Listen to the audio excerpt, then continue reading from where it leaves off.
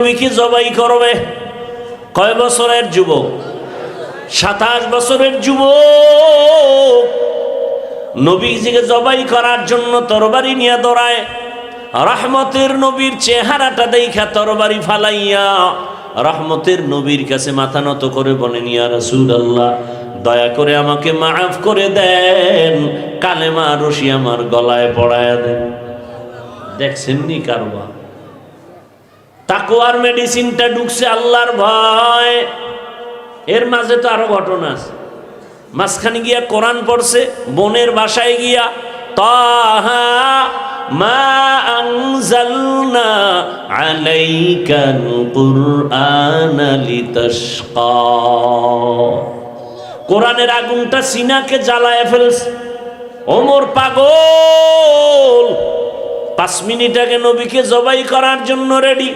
কালেমা রশি লাগায় তরবারি নিয়ে দাঁড়ায় বাইতুল্লাহর পার্শ্বে হাতিমে কাবায় চিৎকার দিয়া বলে, মক্কার বেঈমানেরা আয়, মুহাম্মদের প্রয়োজন নাই। যদি ইসলামের বিরুদ্ধে কথা বলার সাহস থাকে, আমি ওমরের তরবারি যথেষ্ট। রহমতের নবীর চেহারা দেখছে তো পাওয়ার অন্তরে ঢুকছে, এমন পাওয়ার। ওমর এখন যে রাস্তায় চলে, ওই রাস্তায় শয়তান আসে না। ওমর এমন পাওয়ারওয়ালা, অর্ধ জাহান খেলাফতের দায়িত্ব পালন করেছেন। কোনো বডিগার্ড নাই, সিকিউরিটি গার্ড নাই। ওমর রাস্তা দিয়ে হাঁটতেছে, একটা যুবক একটা মদের বোতল হাতে নিয়ে নাচতেছে। হঠাৎ ওমরের চেহারার দিকে নজর পড়া মাত্র পাগলের মতো ভয় পেয়ে গেছে। ওমর যদি মদের বোতল দেখে, কথার আগে তরবারি মারবে। আসমানে তাকায়, আসমানের মালিক, আমাকে মাফ করে দাও, আর জীবনে মদের বোতল হাতে নিব না। ওমরের তরবারি থেকে তুমি আমাকে বাঁচাও। ওমরে ফারুক রাদিয়াল্লাহু তাআলা আন সামনে আসার পরে বলে, যুবক, বোতলটা আমার হাতে দাও। যুবক ভয়ে কাঁপতেছে। কাঁপো কেন? দে। যুবক তো আল্লাহর কাছে তওবা করে ফেলেছে অন্তর দিয়া। সাথে সাথে বোতলটা দিল, মদের বোতল, মদ সহ। ওমরের হাতে নিয়ে তাকায় দেখতেছে, এক ফোঁটা মদ ও বোতলের ভেতরে নাই। পুরা বোতলটা সাদা দুধে ভরপুর হয়ে গেছে। হরকে দারত খৌফে হকদার দিল মদাম জন্নতুল মাওয়া দেহত ও রাম কাম জুজবা হক চি জে মখাজ ইনসুজা ফজলে উআ মস্তে দর জুমলা জাহা। আল্লাহ তাআলা বলেন, ইয়া আইয়ুহাল্লাযীনা আমানুত্তাকুল্লাহা হাক্কা তুকাতিহ। ও মুমিন, আমাকে ভয় করো, ভয় করার মতো হক আদায় করে। ওয়ালা তামুতুন্না ইল্লা ওয়া আনতুম মুসলিমুন। মুসলমান না হইয়া কেউ মরণের বিছানায় যাইও না। নবী বলেন, আলা, সাবধান হে উম্মত, কুল্লুকুম রাইন, তোমরা প্রত্যেকেই দায়িত্বশীল। অকুল্লুকুম মাসউলুন আন রাইয়াতিহি, আল্লাহর আদালতে দায়িত্বের কারণে জবাবদিহিতার কাঠগড়ায় দাঁড়াতে হবে। সাহাবায়ে কেরামদের কেউ প্রশ্ন করলেন, ইয়া রাসূলুল্লাহ, কে দায়িত্বশীল কার উপর? নবী বললেন, অধীনস্থদের গার্ডিয়ান যে, তিনি হলেন দায়িত্বশীল অধীনস্থদের জন্য। যেমন সন্তান মা বাবার অধীন, প্রত্যেক মা বাবা সন্তানের দায়িত্বশীল। স্ত্রী স্বামীর অধীন, স্বামী স্ত্রীর জন্য দায়িত্বশীল। ছাত্ররা শিক্ষকদের অধীন, সব শিক্ষকরা ছাত্রদের জন্য দায়িত্বশীল। মুসল্লিদের জন্য ইমাম ও খতিব দায়িত্বশীল। এলাকার ওয়ার্ডের কমিশনার ওয়ার্ডের মানুষের জন্য দায়িত্বশীল। ইউনিয়নের জন্য চেয়ারম্যান দায়িত্বশীল। এমপি তার আসনের দায়িত্বশীল। সরকার প্রধান গোটা দেশবাসীর দায়িত্বশীল। আর উম্মতে মুহাম্মাদির জন্য উলামায়ে কেরাম দায়িত্বশীল। আল্লাহর আদালতে দায়িত্বের জবাব দিতে হবে। এজন্য আল্লাহ অন্য আয়াতে বলেন, ইয়া আইয়ুহাল্লাযীনা আমানু কু আনফুসাকুম ওয়া আহলিকুম নারা আকুদুহান নাসু ওয়াল হিজারা আলাইহা মালাইকাতুন গিনাযুন শিদাদুন লা ইয়াসুনাল্লাহা মা আমারাহুম ويفعلون ما يؤمرون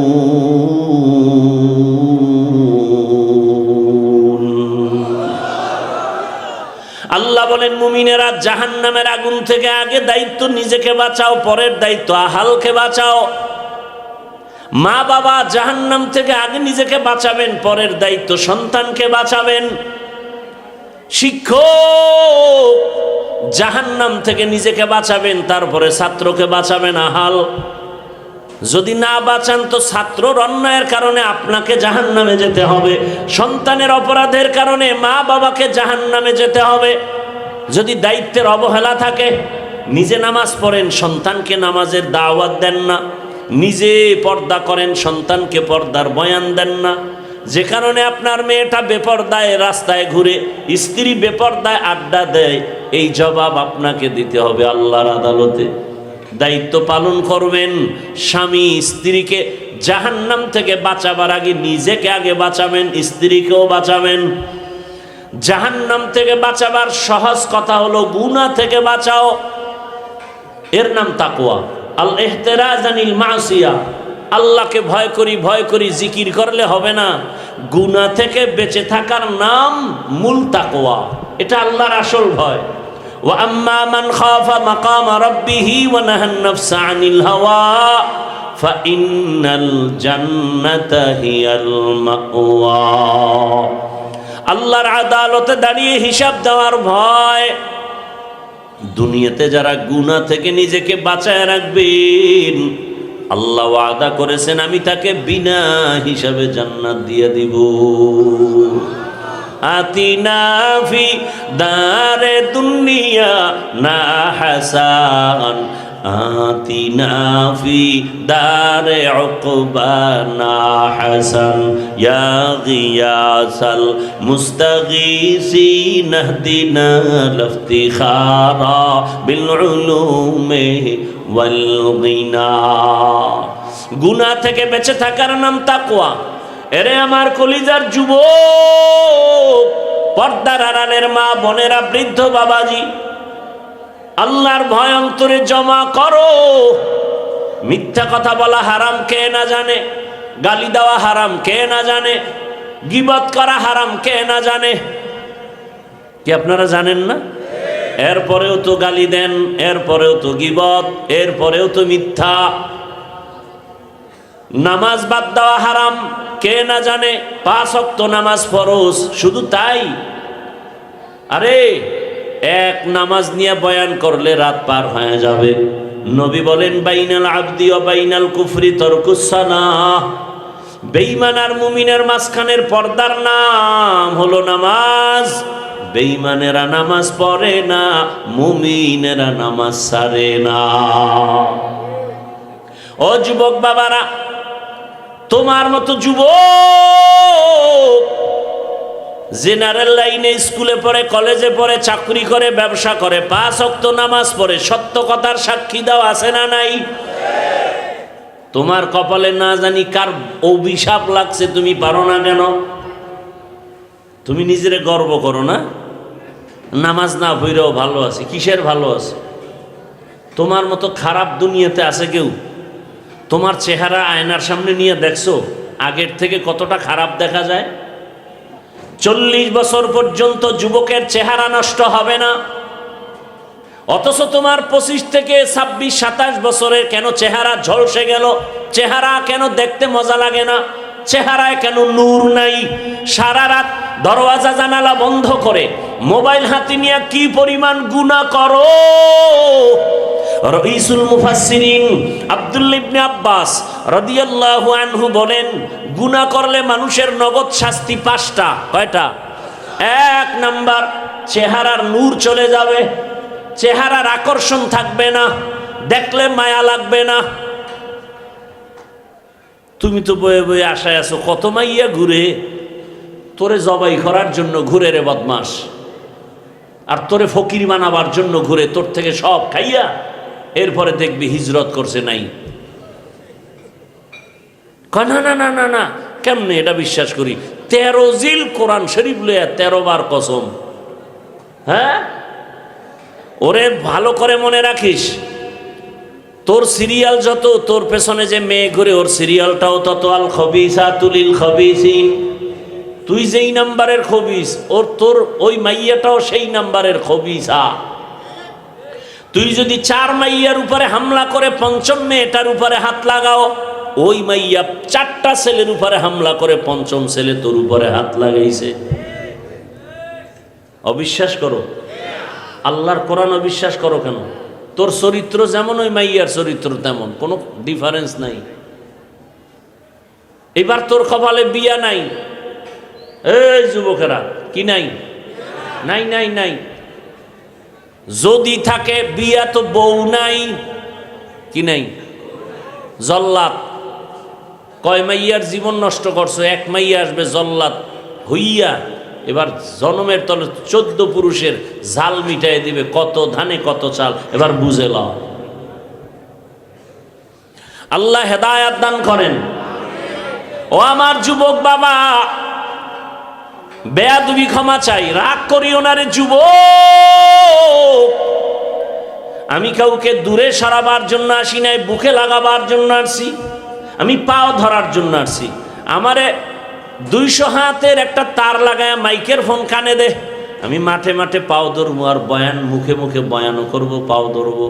যদি পাও ধরে একটা যুবকের ফিরায় বলতে পারি, আর আমার রসুলের কাঁদাইস না, আমার রসুলের আর দাড়ি কাইটা নবীর কলিজা আঘাত দিস না, আমার রসুলের সামনে দাড়ি কাটা অবস্থায় কেমনে দাঁড়াবি রে যুবক?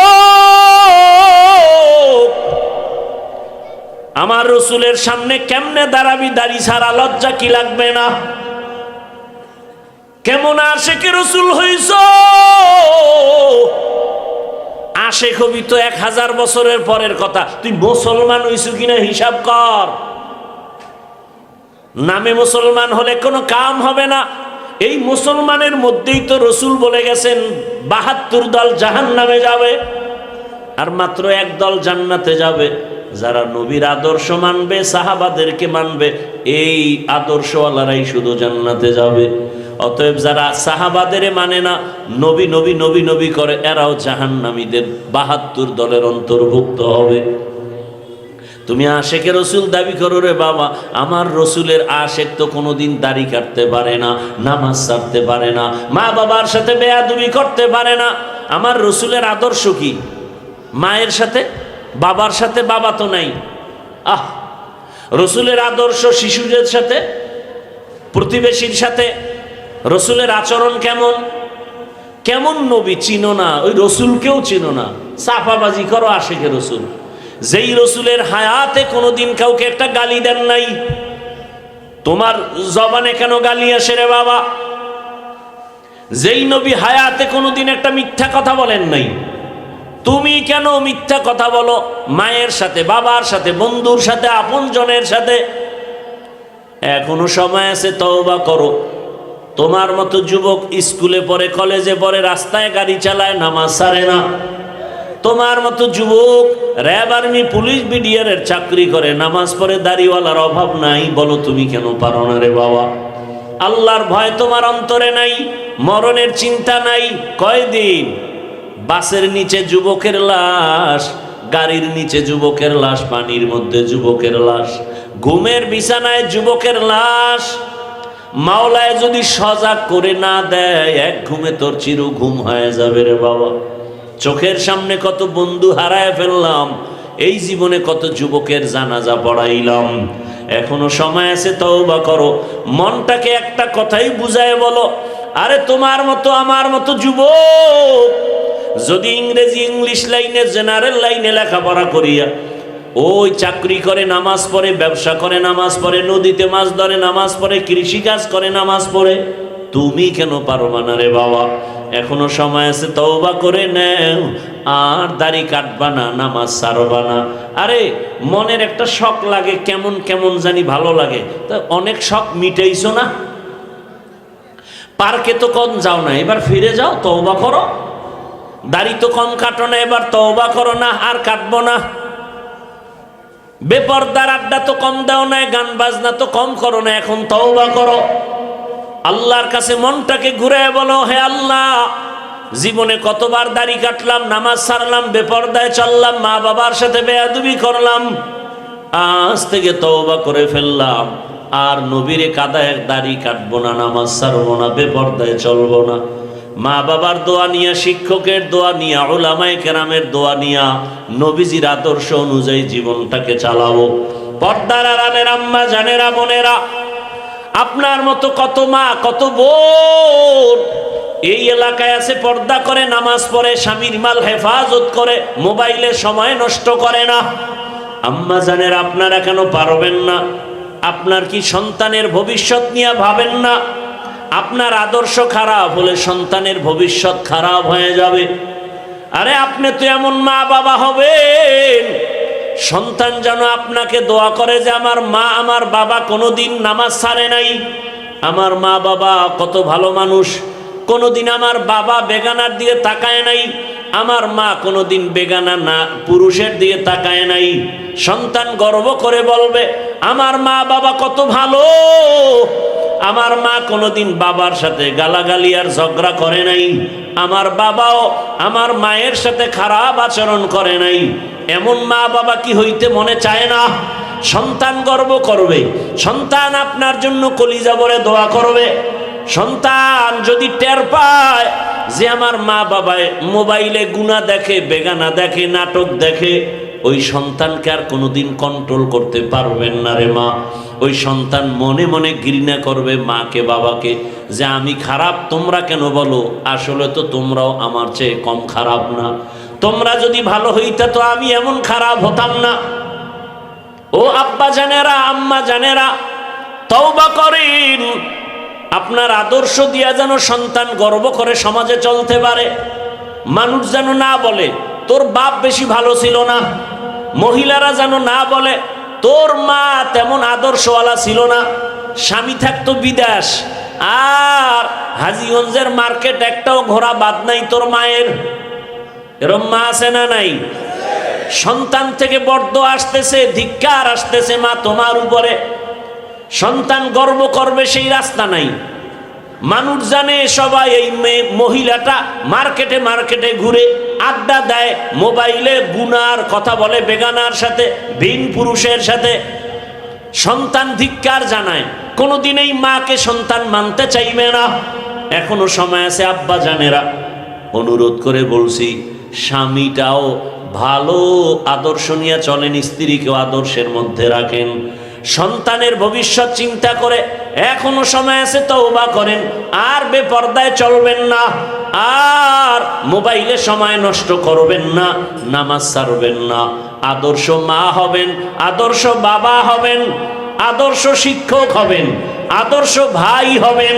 প্রত্যেকেই প্রত্যেকের জায়গায় আদর্শবান হয়ে যান।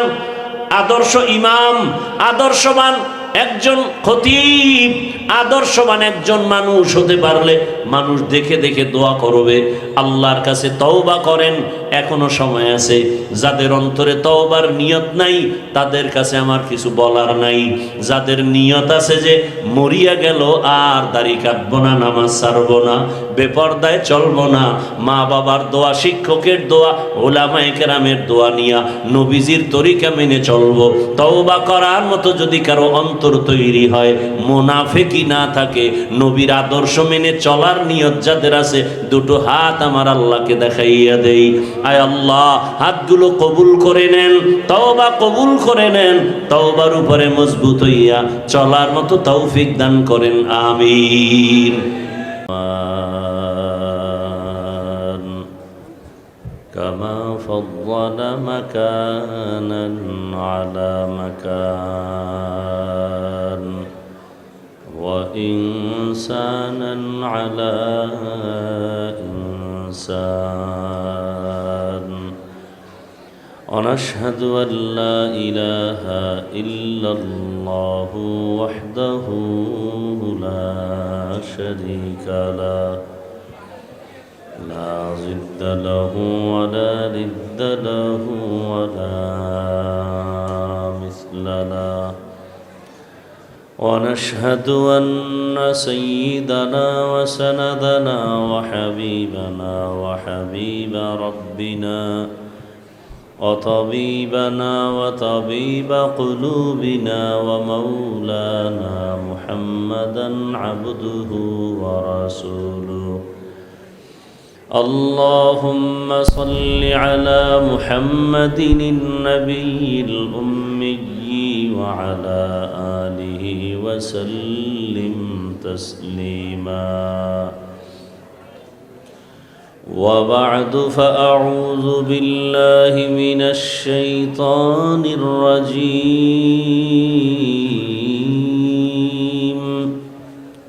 بسم الله الرحمن الرحيم. يا أيها الذين آمنوا اتقوا الله حق تقاته ولا تموتن إلا وأنتم مسلمون. وقال النبي صلى الله عليه وآله وسلم: ألا كلكم راع وكلكم مسؤول عن رعيته.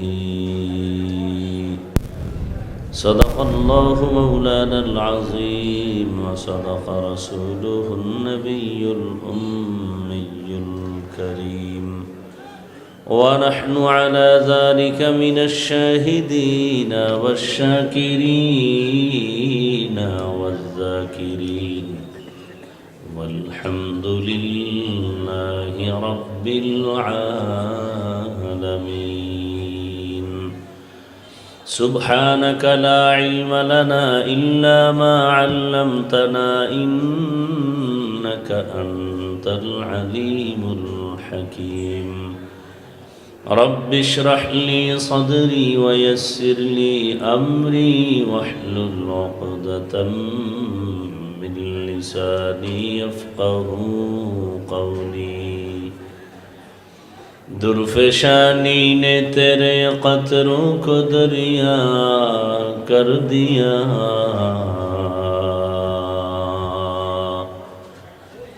درفشانی نے تیرے قطروں کو دریا کر دیا، دل کو روشن کر دیا، آنکھوں کو بینا کر دیا، دل کو روشن کر دیا، آنکھوں کو بینا کر دیا. حقیقت کھل جائے گی بوقت امتحان تیرے، حقیقت کھل جائے گی بوقت امتحان تیرے، کہ سستی میں یا محنت میں گزاری زندگی تو نے، کہ سستی میں یا محنت میں گزاری زندگی تو نے. محمد نے آ کر کفر کو مٹایا،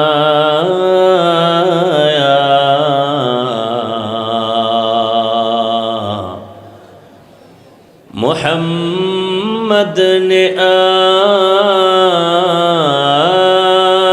کر کفر کو مٹایا،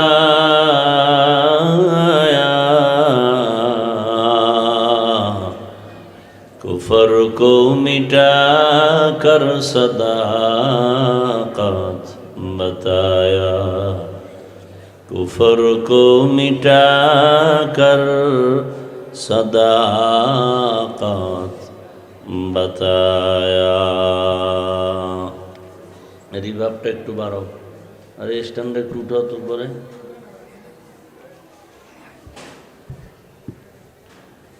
পালিশাড়া রহিমা নূর হাফিজিয়া মাদ্রাসার হাফেজ ছাত্রদের পাগড়ি প্রদান উপলক্ষে বার্ষিক ওয়াজ ও দোয়ার মাহফিল 6 জানুয়ারি 2026 সভাপতি জনাব মোহাম্মদ এনামুল হক বাবুল সাহেব, হযরত উলামায়ে কেরাম,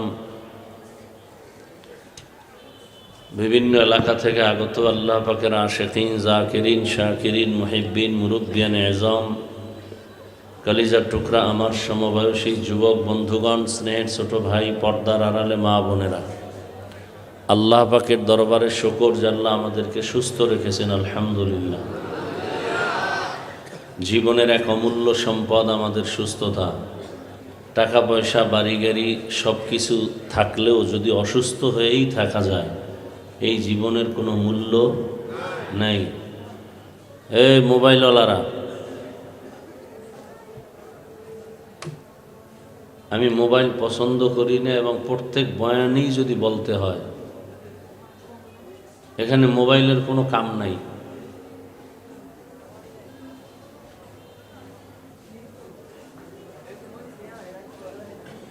আল্লাহ পাক আমাদের সুস্থতাকে দায়েমান কবুল করেন। এখনো যারা ঘরে, বিছানায়, হসপিটালে অসুস্থ, আল্লাহ তাদেরকেও সুস্থতার নেয়ামত দান করেন। হাজারো লাখো মানুষের ভেতর থেকে বাছাই করে আল্লাহ আমাদেরকে এই বেহেশতের বাগানে কবুল করেছেন। আর একবার শুকর আদায় করি, আলহামদুলিল্লাহ। দরুদ ও সালাম সৈয়দুল মুরসালিন, রহমতুল্লিল আলমিন, শফিউল মুজনিবিন, খাতামুন নবিয়্যিন, সৈয়দুস সাকালাইন, ইমামুল মুরসালিন, শফিউ আজম, রসুল আকরাম, রহমত আলম, নবিয়ুল আরব আল আজম, হাবিব কিবরিয়া, আশরাফুল আম্বিয়া, সৈয়দুল আম্বিয়া, হজরত মুহাম্মদুর রসুল্লাহি। সবাই মোহব্বতে আওয়াজ করে পড়ি সাল্লাল্লাহু আলাইহি ওয়া আলিহি ওয়াসাল্লামের উপর। নবীর নামে দরুদ পড়লে গুনাহ হয়? সবাই পড়েন না, বলতে হয় কেন? জীবনের সব থেকে বড় আমল যেন দেখা যায় আসরের দিন দরুদের আমল। দরুদ পড়বেন, অনেক লাভ, অনেক লাভ, অনেক লাভ। দুনিয়াতে দুনিয়াতে দুনিয়াতে নগদ, আখেরাতে তো আছে ওটা রিজার্ভ, দুনিয়াতেই অনেক নগদ লাভ। দরুদ পড়েন না, চাপাবাজি করেন আশেকে রসুল। দরুদ ছাড়া কোনো দিন আশেকে রসুল হতে পারে না। আর পৃথিবীতে যত দরুদ শরীফ আছে, হাদিসে, আমাদের বানানো না, কোথায়? হাদিসে। সমস্ত দরুদের শ্রেষ্ঠ দরুদ যেটা নামাজে আমরা পড়ি, এটাকে অনেকে কি বলে? দরুদে ইব্রাহিমি। এ দরুদ কমপক্ষে 300 বার দরুদ পড়বেন, জীবনের সমস্ত বন্ধ দরওয়াজার তালা খুলে যাবে। আপনার বিশ্বাস যত বাড়ছেন, ফল তত বাড়ছেন। বিশ্বাস কম, ফলাফলও কম। ঘরে অসুস্থ, দরুদের আমল করেন। ব্যবসায় ঝামেলা, দরুদের আমল করেন। জীবনের সব পেরেশানি দূর করার একমাত্র ঔষধের নাম কি? हर के बाशुद आमिले सल्लु मुदाम आतिशे दोज़ख शवद बर्वे হারাম। আল্লাহ আমাদেরকে বেশি বেশি বেশি দরুদের আমল করার তৌফিক দান করেন। আপনাদের আল্লাহ, আমার আল্লাহ কয়জন? নবী এক, কোরআন, কাবা, কালেমা, ধর্ম নাকি আলাদা? দুনিয়াতে আসছি সিস্টেম, বিদায়বেলা কাফনের সংখ্যা।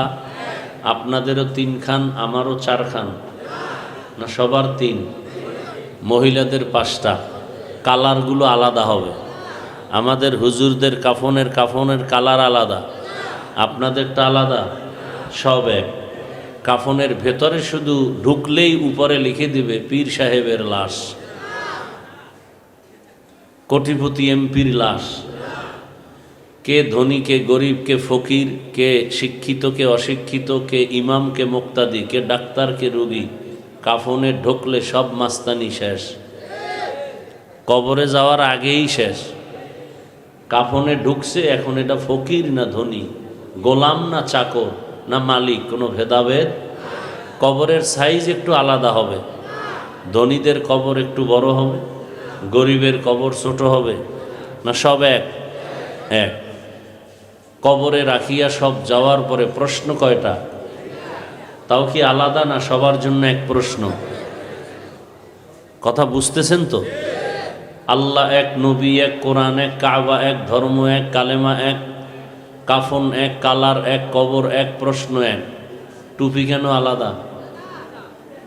এই লেবাস পোশাক কেন আলাদা?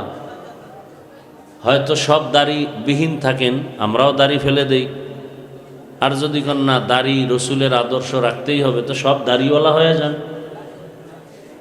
দুদেল বান্দা কালেমা চোর হইলেন কেন? এক রসুলের উম্মত, দুই ভেষ কেন? দুই সুরত কেন? কিসের আশেক দাবি করেন? রসুলের কলিজায় যদি কেউ আঘাত দেয়, সে আশেক হতে পারে? তো যারা দাড়ি কাটে, দাড়ি ছাটে, এদের আমল নামায় 24টা ঘন্টার সেকেন্ডে সেকেন্ডে সেকেন্ডে সেকেন্ডে অল টাইম কবিরা গুনাহ, কবিরা গুনাহ, কবিরা গুনাহ। কি মাসালা শুনেন নাই? হ্যাঁ, দাড়ি কামানো, দাড়ি ছাটা দোনোটাই সমান গুনাহ, এবং এরা যতদিন পর্যন্ত দাড়ি রাখার ওয়াদা না করবে, ততদিন পর্যন্ত একটা মোনাজাতও কবুল হবে না, হবে না, হবে না। ও ঘুমাইয়া থাকলেও কবিরা গুনাহ, লেখা বন্ধ হবে না তওবা না করা পর্যন্ত। এই ব্যক্তি কোনোদিন আশেকে রসুল দাবি করলে গুনাহ হবে। এ হলো রসুলের দুশ্মন।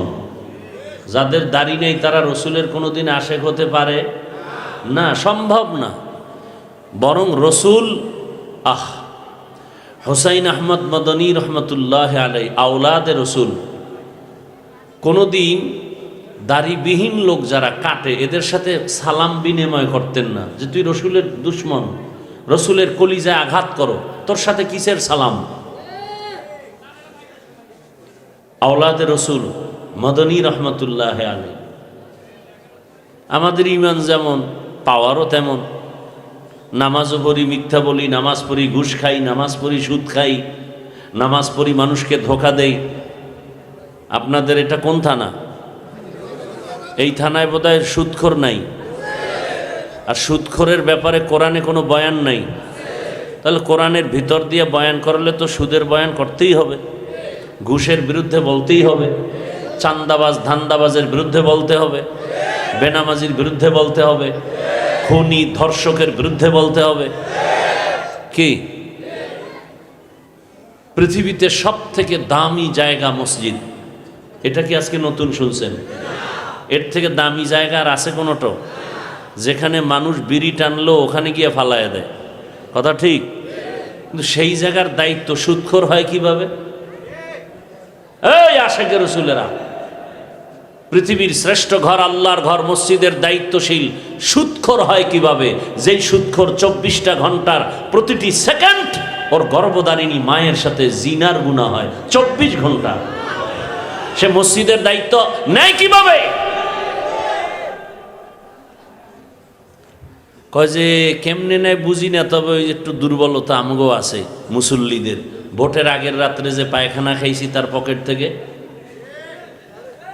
কি এই ভোটের আগের রাতে যেটি টাকা খায় ভোটের নাম দিয়া, এটি আল্লাহর আদালতে কোরআনের আয়াত অনুযায়ী এটি একটাও মানুষ না, সব পশু। সবাই আল্লাহ কয় না না না, এর থেকেও খারাপ, ও শুয়ারের চেয়েও খারাপ, ও কুত্তার চেয়েও খারাপ। কে কয়? দলিল নাও। ওয়ালাকাদ যারানা লিজাহান্নামা কাসীরাম মিনাল জিন্নি ওয়াল ইনস লাহুম কুলুবুন লা ইয়াফকাহুনা বিহা ওয়া লাহুম আ'য়ুনুন লা ইউবসিরুনা বিহা ওয়া লাহুম আযানুন লা ইয়াসমাউনা বিহা উলাইকা কাল আনআমি বাল হুম আদাল উলাইকা হুমুল গাফিলুন।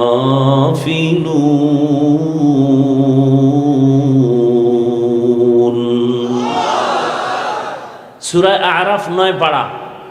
আল্লাহ বলেন অধিকাংশ মানুষ জাহান্নামে যাবে, এরা আসলে মানুষ না, অমানুষ। কেন? এদেরকে গবেষণা করার মতো আমি হৃদয়ে কল্প দিয়েছি, করে না গবেষণা। এদেরকে দেখার জন্য চোখ দিয়েছি, দেখে না। এদেরকে শোনার জন্য কান দিয়েছি, শুনে না। আল্লাহ বলেন বালহুম আদল, এরা পশুর চেয়েও খারাপ।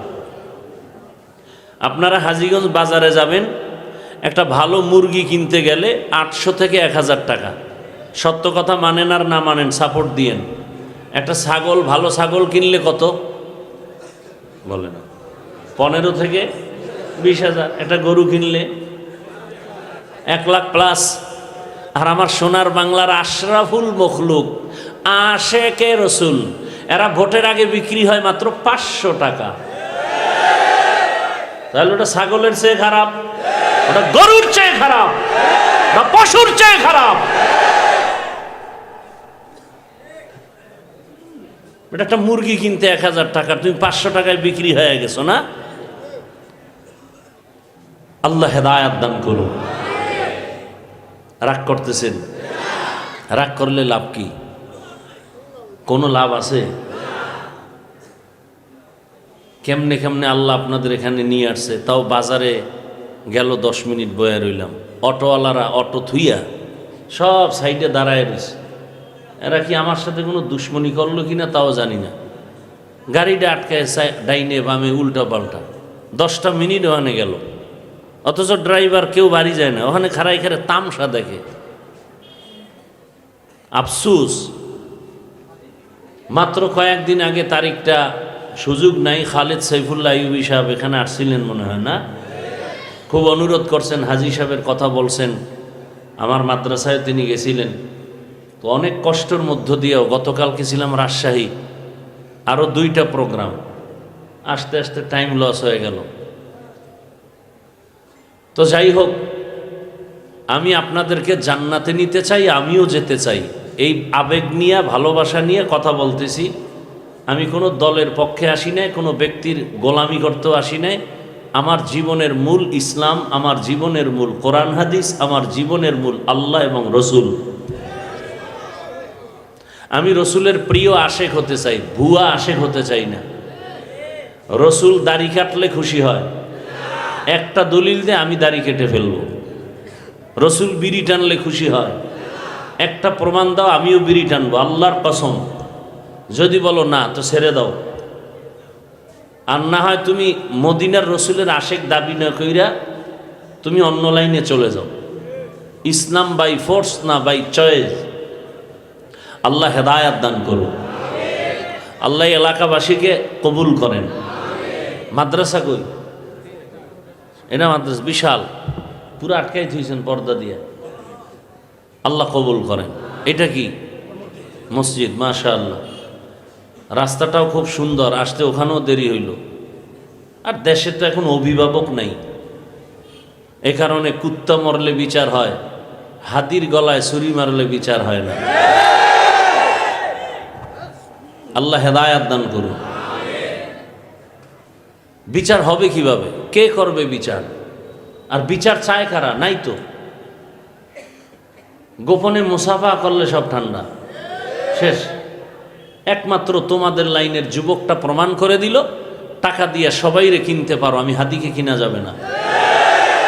তোমাদেরকেও কিনে ফেলছে সব। ভোটের আগের রাত্রে আসবে, ভোর রাত্রে তাহাজ্জুদের বরকতি টাইম, ওই সময় হাদিয়া না নিলে তো কপাল পুড়ে যাবে।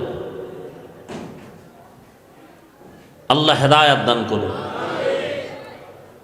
যাদের ওই পায়খানা খাওয়ার শখ, অন্তত মানুষ হিসাবে বলো যে ভাই আমার ছাগলের দামে কিনিস না, অন্তত গরুর থেকে 1 লাখ বেশি দে, তো বোঝা যাইবে যে আমি মানুষ। একেবারে একটা মুরগির দামও নাই, ছাগলের দামও নাই, গরুর দামও নাই। একটা মানুষ কিভাবে এটা হতে পারে? এই জমিন থেকে দুর্নীতি কিভাবে বন্ধ হবে? সরকারকে গালি দেন কেন? আপনার বিচার হওয়া উচিত কঠিন। আপনি যদি সুদখোরকে ভোট না দেন, কিভাবে সুদখোর চেয়ারে বসবে? কি?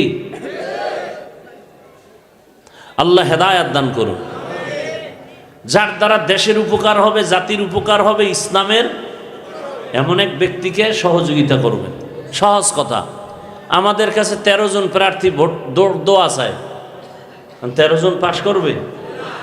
এমন কেমনে দোয়াটা করি? ও আল্লাহ, যার দ্বারা দেশের উপকার হবে, জাতির উপকার হবে, ইসলামের উপকার হবে, তাকে তুমি সফলতা দান করো, কামিয়াবি দান করো। এর থেকে আর ভালো দোয়া আছে? আমি যতটা কথা বলতেছি, ইসলাম, কোরআন হাদিস, আল্লাহ রসুলের বাইরে যায় কিনা এটা দেখবেন। যদি কেউ দেখেন যে হ্যাঁ কোরআন হাদিসের বাইরে গেছে, সাথে সাথে দাঁড়ায় আমাকে বলবেন, আমি ভুল স্বীকার করে তওবা করে ফেলব। কোরআন শরীফে যা যা আছে আমি তাই একটু একটু টাচ দিব। কোরআন শরীফে রাষ্ট্রনীতি রাজনীতি আছে না নাই?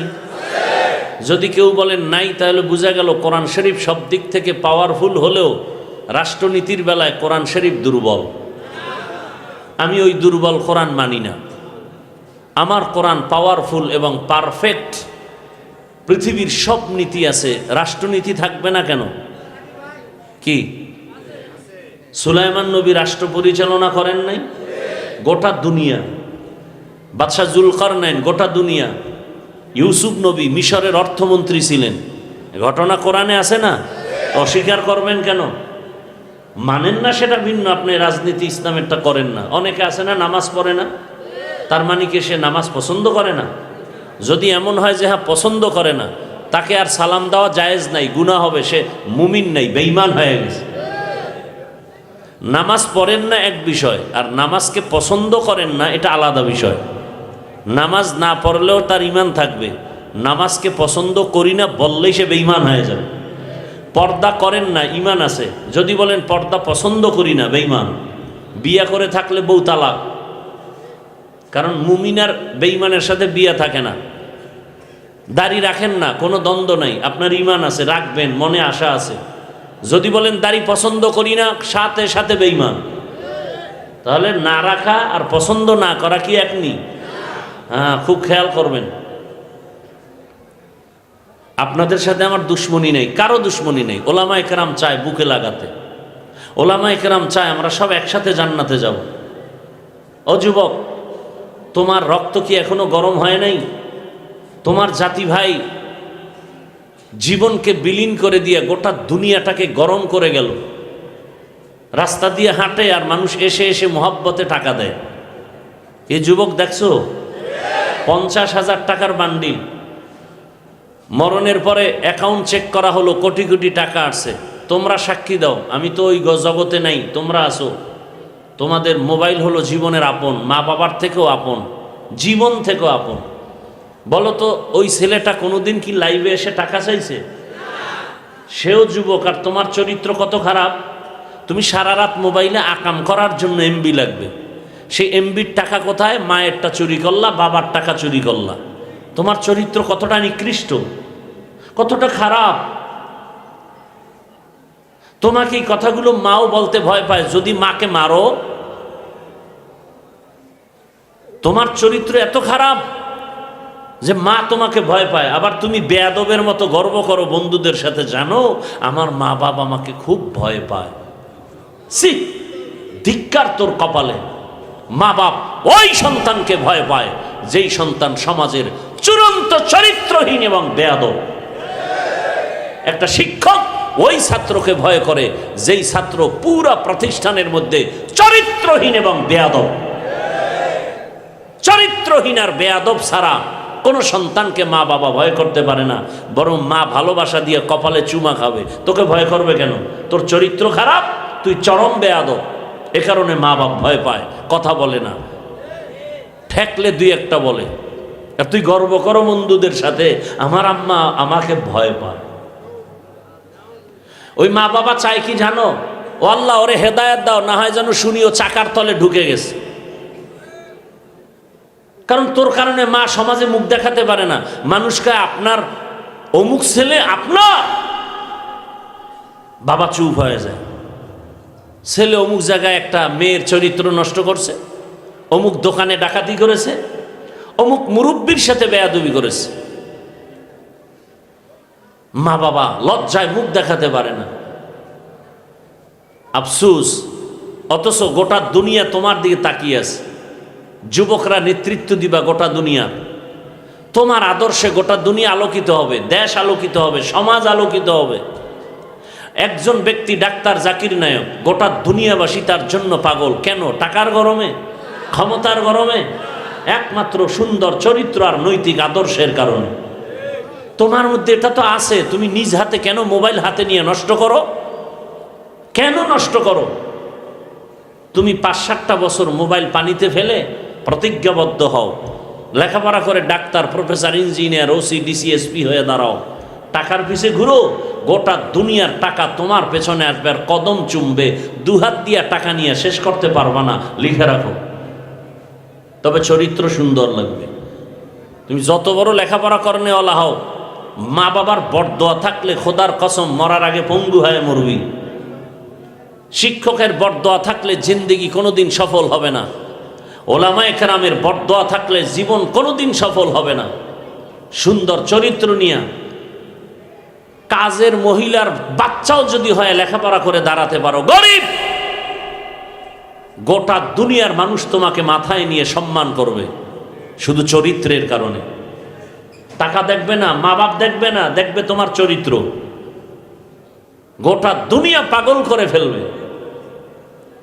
সামান্য 2-4 বছর একটু কন্ট্রোল করো, 500 টাকার জন্য কি না অন্যায় করো। চরিত্রকে এভাবে বিলীন করে দিতেছ, এক সময় তো আফসুস করবা, কান্না করেও পাবা না। আফসুস। আল্লাহ সব ভাইকে হেদায়াত দান করুন। ইয়া আইয়ুহাল্লাযীনা আমানুত্তাকুল্লাহা হাক্কা তুকাতি। এত বয়ান চলতেছে, ফলাফল শূন্য কেন? এই যে এত আশেকে রসুল, রসুলের আশেক রাস্তা দিয়ে হাঁটলেই তো চিনা যাবে কি ভাই? আর তোমাদেরকে চিনা যাচ্ছে কে হিন্দু, কে বৌদ্ধ, কে খ্রিস্টান। হিন্দু বৌদ্ধ ছেলের সন্তানটাও প্যান্ট শার্টটাই পরা, আমার মুসলমান নবীর আশেকটাও প্যান্ট শার্টটাই পরা। হিন্দু বৌদ্ধ ছেলেটা বিড়ি টানে, আমার কলিজার যুবক মুসলমান রসুলের আশেকটাও রাস্তায় বিড়ি টানে। আমি মুসলমান টুপিওয়ালা, মুসলমান হিসাবে কাকে সালাম দিব? কে হিন্দু, কে বৌদ্ধ, কে খ্রিস্টান, কে মুসলমান।